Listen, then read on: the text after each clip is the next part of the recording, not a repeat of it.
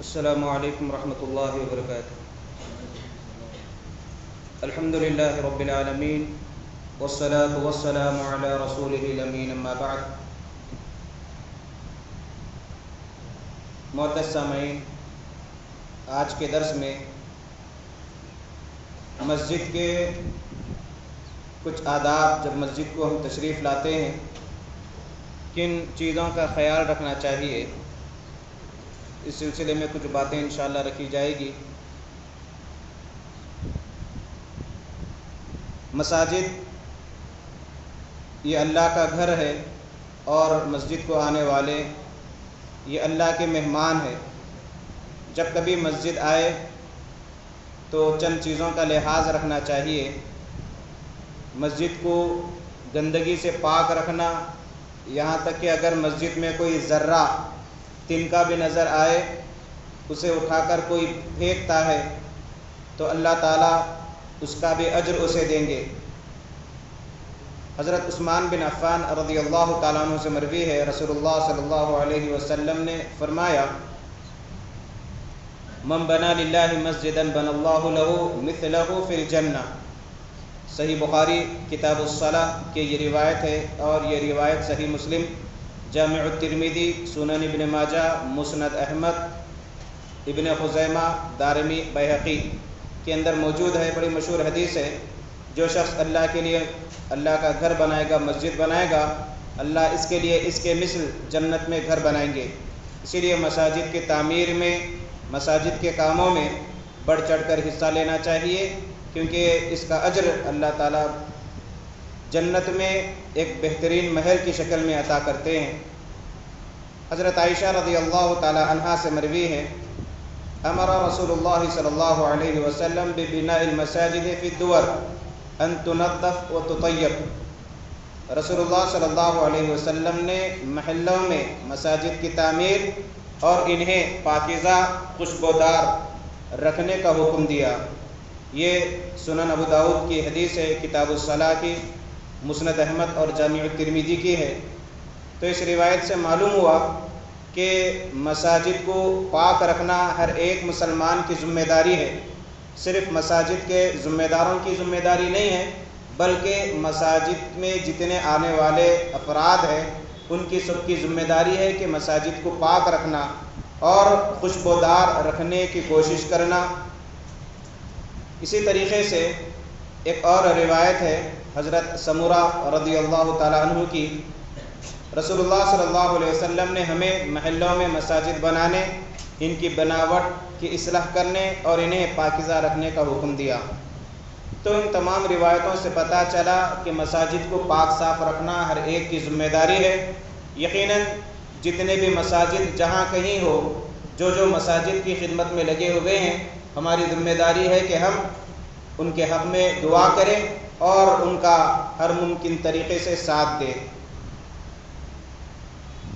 دنیا کے اندر جتنے بھی مقامات ہیں، ان تمام مقامات میں سب سے زیادہ پسندیدہ اللہ کے نزدیک کوئی اگر جگہ ہے، کوئی مقام ہے، تو وہ یہی مسجد ہے۔ دیکھیے، حضرت ابو ہریرہ رضی اللہ تعالی عنہ کی حدیث ہے، رسول اللہ صلی اللہ علیہ وسلم نے فرمایا، احب البلاد الی اللہ مساجدها، اللہ کے نزدیک سب سے زیادہ پسندیدہ جگہیں مساجد ہے۔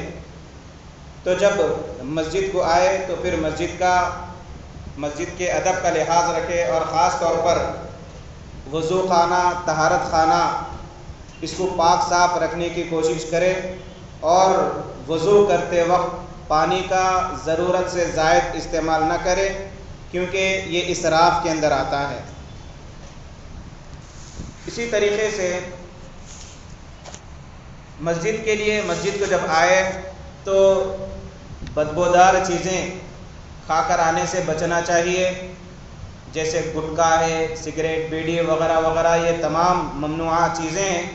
اور شریعت نے یہاں تک حکم دیا کہ جو حلال چیزیں ہیں، جو حلال ہے، جیسے پیاز، لہسن، اگر یہ کچا ہو اور بدبو آتی ہو منہ سے تو یہ بھی نہیں کھا کر آنا چاہیے، اس سے بھی بچنا چاہیے۔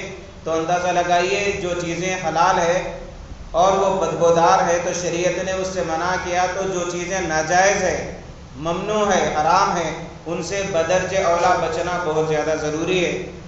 رسول اللہ صلی اللہ علیہ وسلم نے فرمایا، حضرت جابر رضی اللہ تعالیٰ عنہ سے مروی ہے، من اکل صوما او بصلا، کہ جو کوئی کچی پیاز یا کچا لہسن کھائے وہ ہم سے دور رہے،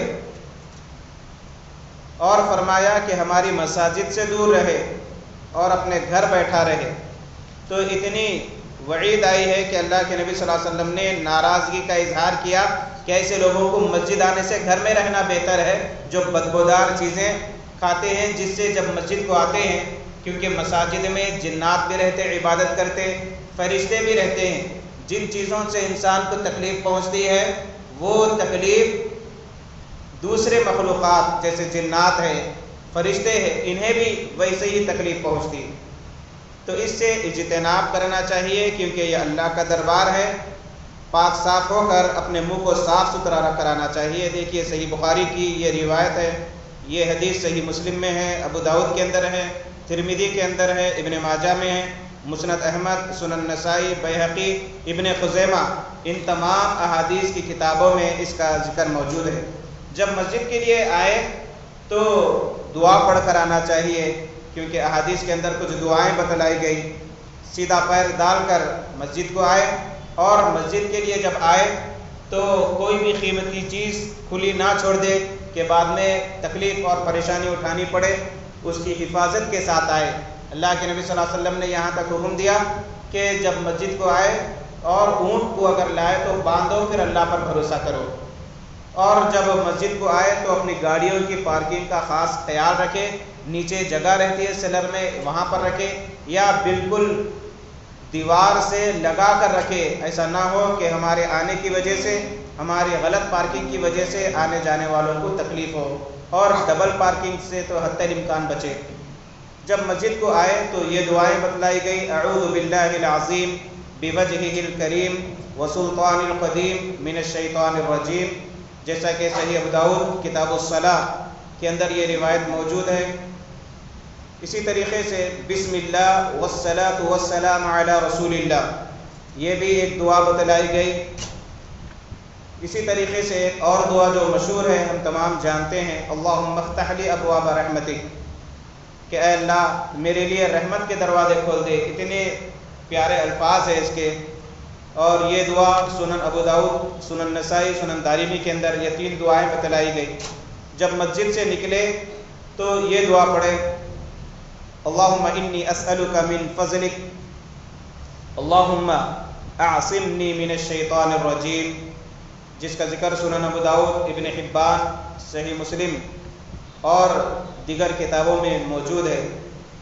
جب مسجد کو آئے تو یوں ہی نہ بیٹھے، اگر وقت ہو تو 2 رکعت نماز پڑھ لیا کرے، کیونکہ ابو ہریرہ رضی اللہ تعالیٰ عنہ سے مروی ہے، رسول اللہ صلی اللہ علیہ وسلم نے فرمایا، من سمع رجلا ينشد صلاته في الصلاة فليقل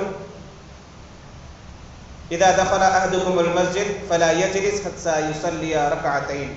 ابو قتادہ رضی اللہ تعالیٰ عنہ حدیث کے راوی ہے، رسول اللہ صلی اللہ علیہ وسلم نے فرمایا، جب تم میں سے کوئی مسجد میں داخل ہو تو اس وقت تک نہ بیٹھے جب تک 2 رکعت نماز نہ پڑھ لے۔ اسے تحیۃ المسجد کہا جاتا ہے، جیسا کہ اس سے پہلے اس کی تفصیل بتلائی گئی تھی۔ ایک اور چیز عام طور پر دیگر مساجد میں دیکھنے میں آتی ہے کہ گمشدہ چیزوں کا اعلان کیا جاتا ہے، جیسے بچے گم گئے، محلوں کی مساجد میں اعلان ہوتا، یا فلاں اعلان کرو، فلاں اعلان کرو۔ اس سے بچنا چاہیے، کیونکہ مساجد نماز کے لیے ہے، عبادت کے لیے ہے، گمشدہ چیزوں کے اعلان کے لیے نہیں۔ دیکھیے اللہ کے نبی صلی اللہ علیہ وسلم نے کس طریقے سے منع کیا۔ ابو ہریرہ رضی اللہ تعالیٰ عنہ سے مروی ہے، رسول اللہ صلی اللہ علیہ وسلم نے فرمایا، من سمع رجلا ينشد ضالته في المسجد فليقل لا ردها الله عليه فإن المساجد لم تبن لهذا۔ ابو ہریرہ رضی اللہ تعالیٰ عنہ سے مروی ہے، رسول اللہ صلی اللہ علیہ وسلم نے فرمایا، جو